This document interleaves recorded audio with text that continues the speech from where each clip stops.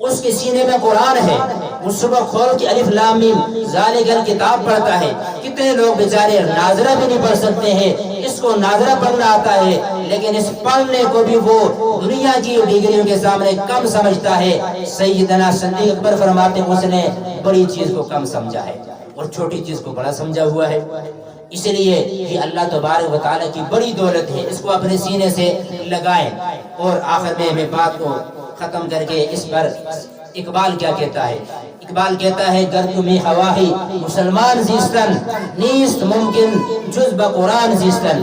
فرمایا مسلمان تو اگر کامل مسلمان بننا چاہتا ہے، اللہ کی بارگاہ میں مقبول مسلمان بننا چاہتا ہے، کامیاب مسلمان بننا چاہتا ہے، نیست ممکن جز بقرآن زیستن، وہ قرآن کے بغیر ممکن ہی نہیں ہے۔ اگر کامیابی چاہتے ہو، کامل مسلمان بننا چاہتے ہو اور ارادہ یہ کہ قرآن کو ٹچ بھی نہ کروں، فرمایا نہیں، کامل مسلمان بننے کے لیے تمہیں اپنے آپ کو قرآن نے جو ڈھانچہ بنایا اس میں ڈھالنا ہوگا۔ قرآن جو کہتا ہے وہ کرنا ہوگا، قرآن جس فکر کی بات کرتا ہے اس پہ دماغ کو لانا ہوگا، قرآن جس نصیحت کی بات کرتا ہے اس پہ دل کو آمادہ کرنا ہوگا، قرآن جس شرم و حیا کی بات کرتا ہے وہ شرم و حیا اپنی آنکھوں میں پیدا کرنی ہوگی، قرآن جس سچائی کی بات کرتا ہے وہ سچائی اپنی زبان پہ لانا ہوگی، اور قرآن جس جھوٹ کو لعنت گردانتا ہے اس لعنت سے اپنے آپ کو بچانا ہوگا، قرآن جس صراط مستقیم کی بات کرتا ہے اس صراط مستقیم پر آنا ہوگا۔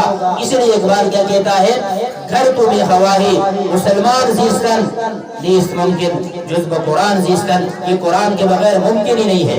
اور اسی طرح اقبال کہتا ہے اے بتقلید شے اسیر آزاد شو، اے تو جو فرنگیوں کا غلام بنا ہوا ہے، تو آج غیروں کے طریقے کا غلام بنا ہوا ہے۔ میرے نبی نے کہا اپنی سلوار کا پائنچہ اوپر رکھنا ہے۔ اب یہ غیروں سے اتنا متاثر ہے، انگریز سے اتنا متاثر ہے، پائنچہ نیچے رکھے گا۔ پھر اس نے دیکھا انگریزوں میں تبدیلی آئی، انہوں نے کانچا پہننا شروع کیا، بجائے ٹہنے کے گھٹنا بھی ننگا کر دیا۔ ہمارا مسلمان کیا ہوا؟ اس نے بھی اس کی تقلید میں اپنا گھٹنا ننگا کر دیا۔ اور میرے نبی نے کہا تھا ٹہنا ننگا کرو، انگریز نے کہا نہیں، جو ہم کرتے ہیں وہ کرو۔ پھر انگریز نے گھٹنا ننگا کیا، ہمارے نوجوانوں نے گھٹنا ننگا کر دیا ہے۔ اس لیے اقبال کیا کہتا ہے اے بتقلید سے اسیر آزاد شو، تم جو غیروں کے پیروی کر کے غلام بن چکے ہو اس سے آزادی حاصل کرو۔ اور آزادی کیسے ہوگی؟ فرمایا دامن قرآن بغیر آزاد شو۔